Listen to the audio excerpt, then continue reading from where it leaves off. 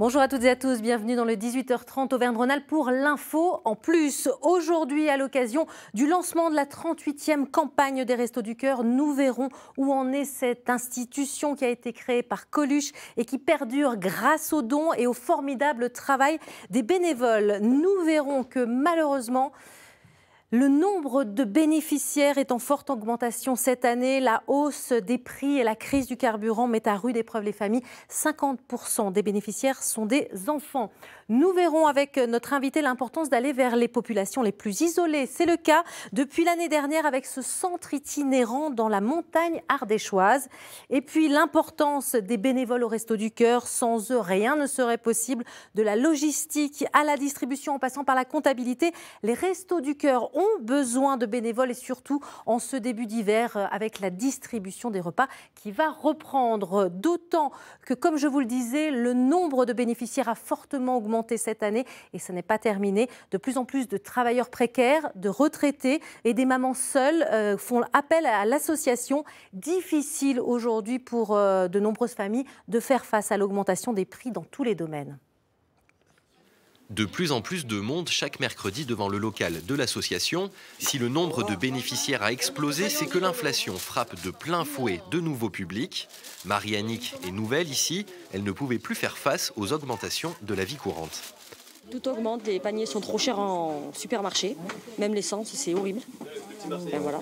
Donc on s'en sort plus. Carburant pour aller à l'école, c'est toujours 2,50 € le litre, c'est trop cher. C'est trop cher. Les petites retraites aussi sont en difficulté. La nourriture devenait chère, même dans les grandes surfaces. Je trouve que les prix devenaient excessifs, mais c'est encore pire maintenant. Ici, le nombre de familles accueillies est passé de 45 à 116 en un an. C'est désormais l'inscription pour la période hivernale qui débute et les rendez-vous s'enchaînent. Ton eau, tu payes combien? Parce qu'on faudrait les factures. On prend l'énergie et l'eau. L'énergie, c'est tous les mois que je paye. Combien tu payes? 18 € je paye par mois. On redoute déjà une nouvelle hausse du nombre de bénéficiaires, surtout que les critères vont être élargis. Cette année, c'est vraiment mis en avant par rapport au Restaurant du Cœur. Donc on rajoute les factures d'énergie, on prend l'eau. Ce qui fait que ça permet aux familles, comme on sait qu'on va avoir beaucoup de monde, de pouvoir mieux les aider en fait, à s'en sortir. Une inflation qui n'épargne personne. Les Restos du Cœur vont également voir leur coût de fonctionnement augmenter et ils espèrent surtout que les prochaines campagnes de dons ne seront pas en berne. Et c'est donc aujourd'hui le lancement officiel de la 38e campagne des Restos du Cœur en duplex de Lyon. Nous retrouvons la déléguée régionale des Restos du Cœur, Laurence Regnault. Bonjour. C'est donc un triste constat. Le nombre de bénéficiaires est en très forte augmentation cette année. Vous vous attendez à faire face à une explosion des inscriptions ? Oui, tout à fait. Bonjour. Écoutez, oui, on a déjà un nombre des chiffres qui sont assez alarmants puisque les inscriptions ont déjà commencé. La distribution et la nouvelle campagne commencent demain. Mais les inscriptions, on peut voir déjà une hausse de plus de 14%, je crois, du nombre des inscriptions. Donc, il va falloir gérer une nouvelle crise, je dirais, puisque ça fait plusieurs années maintenant qu'on gère de crise en crise. Et nous allons cette année vers une augmentation assez alarmante des personnes que nous accueillons et aussi une nouvelle population de plus en plus pauvre. On a près de un grand nombre de personnes qui a moins de la moitié du seuil, qui est à moins de la moitié du seuil de pauvreté et qui doit non seulement bénéficier de l'aide alimentaire, mais qui vient aussi maintenant sur les repas chauds du soir parce que l'aide alimentaire classique Restos du Cœur ne suffit plus. Alors d'autant que vous avez modifié cette année le mode de calcul pour prendre un maximum de personnes qui sont dans le besoin. Expliquez-nous pourquoi, est-ce que ça change ? Ce que ça change, c'est que en fait, pour bénéficier de sa carte Resto du Cœur, pour avoir les 6 repas par semaine, il faut avoir un minimum de reste à vivre.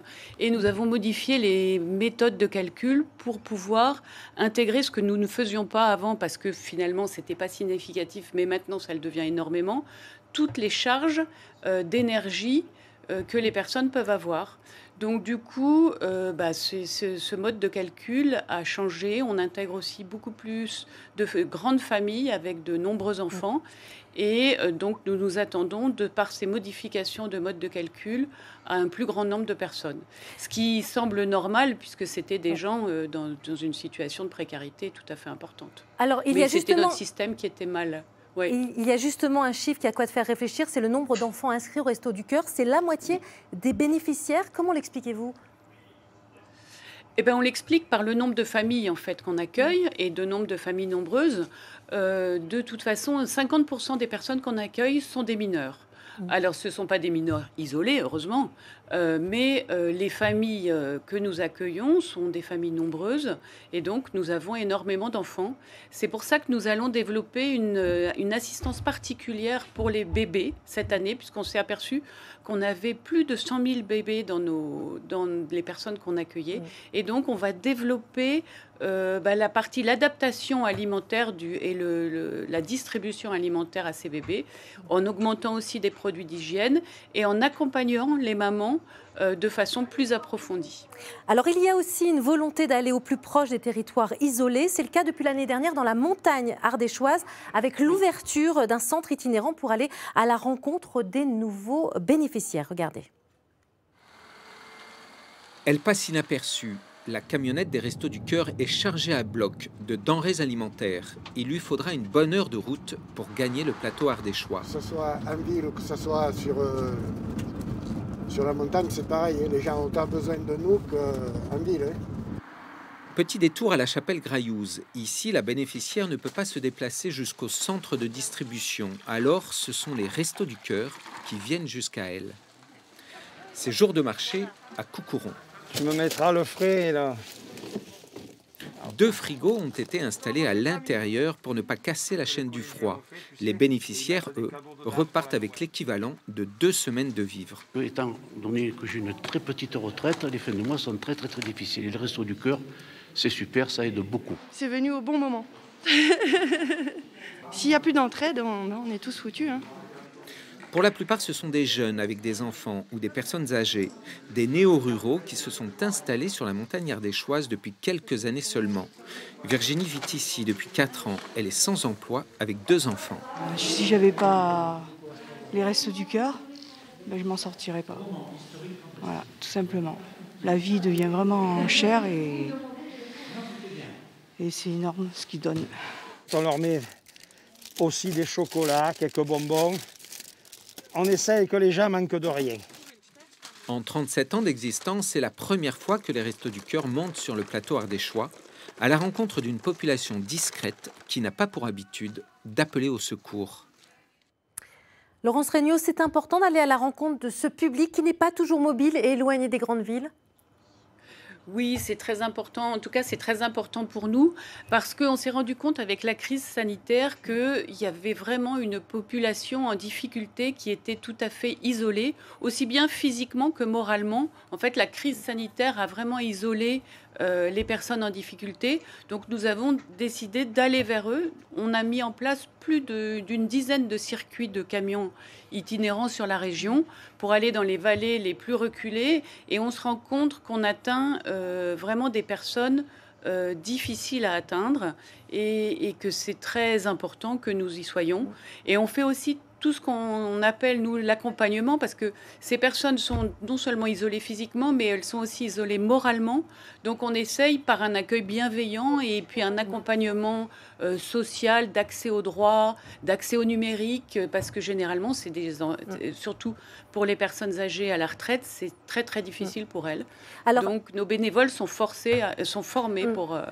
On va en parler des bénévoles dans un instant, mais rappelons que cette aventure a été possible au départ grâce à l'enthousiasme de Coluche qui a porté cette idée. Il était présent lors des premières distributions. Je vous propose de l'écouter, c'était en 1985, lors d'une première distribution dans la région parisienne.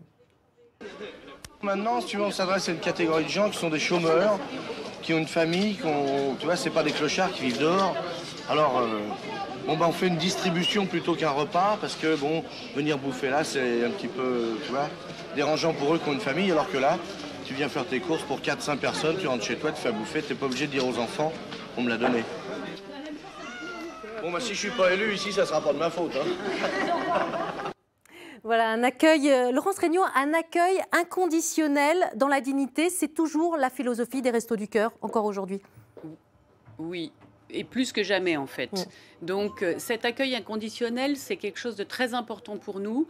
Et on ajoute en fait le côté bienveillant et l'accompagnement pour aider aux gens à sortir de la galère en fait. Sortir de la galère, on ne voudrait pas avoir les personnes à vie.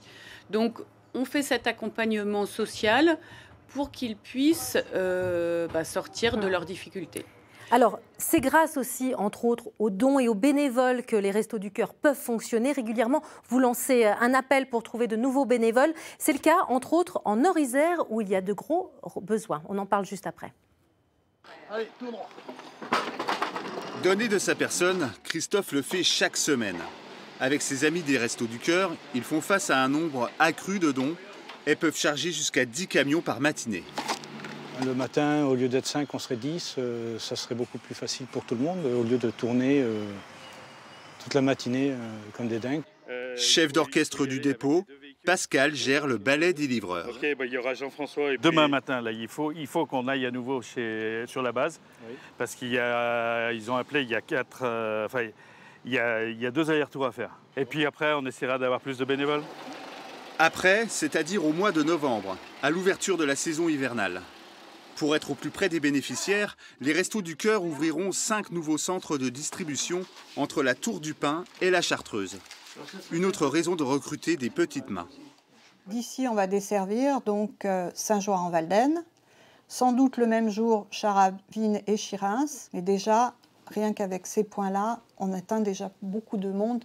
Il nous faudra une équipe de personnes qui seront là pour s'occuper du chargement du camion et de l'emmener sur les points de distribution. Là, on aura besoin sur la zone des Abrais, peut-être d'une dizaine de personnes à peu près. Hein, voilà. Et puis sur chaque point de distribution, nous aurons besoin de 5 à 10 personnes par demi-journée pour assurer la distribution.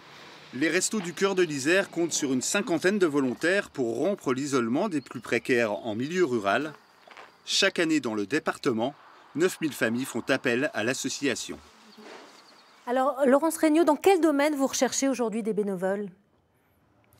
Alors, on cherche des bénévoles dans plusieurs domaines. Comme on l'a vu dans le petit reportage, évidemment, des bénévoles pour la distribution alimentaire, mais pas que. On a vu aussi les bénévoles de l'entrepôt. Donc tous les bénévoles qui ont une activité logistique, que ce soit du chauffeur au manutentionnaire, on a besoin de bénévoles. C'est un métier qui est quand même physique et un peu compliqué. Au plus on est nombreux, je dirais, au plus facile c'est. On insiste beaucoup sur le travail en équipe, parce que je pense que c'est déjà plus convivial pour les bénévoles et du coup le temps de bénévolat, entre guillemets, est beaucoup moins lourd. Donc c'est important pour nous d'avoir des équipes bien construites. Et sinon, les bénévolats, toutes les missions en association départementale, toutes les missions d'un centre de gestion, on cherche des comptables, on cherche des gens qui gèrent les ressources bénévoles, on cherche des gens qui gèrent l'accompagnement, puisque j'ai parlé de l'accompagnement des personnes accueillies, des cours de français, de l'accès au droit, expliquer l'accès au droit, les cours du numérique. Enfin, les domaines sont très ouverts. Je pense que c'est difficile de ne pas trouver une tâche qui intéresse. Et pour terminer, juste en 2 mots, vous cherchez aussi des locaux dans la région, et ça, c'est très important aussi. C'est très important pour nous, parce que pour accueillir de façon conviviale et bienveillante des personnes, il faut avoir de la place pour avoir un espace café, pour pouvoir disposer les denrées alimentaires de façon sympa, pour avoir un vestiaire, pour avoir un coin bébé pour les mamans et leurs bébés. Et nos centres, comme on a vu qu'on a fait plus 20% d'augmentation à la campagne dernière, nos centres explosent, donc il nous faut de la surface supplémentaire et donc tous les locaux nous intéressent. Merci beaucoup Laurence Regnault, il y a encore beaucoup de choses à dire, mais merci beaucoup, notamment que vous lancez un circuit local éco-responsable éco-responsable avec les producteurs locaux. Un site restoducoeur.org si on veut donner, si on veut devenir bénévole. Voilà, et puis c'est déjà la fin de cette émission. L'info en plus, n'oubliez pas notre adresse mail, l'infoenplus@francetv.fr si vous voulez nous faire part d'initiatives près de chez vous. Voilà, l'information continue dans le 18h30 avec vos éditions de proximité, suivies à 19h de l'édition régionale. Très belle soirée sur France 3. Au revoir à tous et à demain.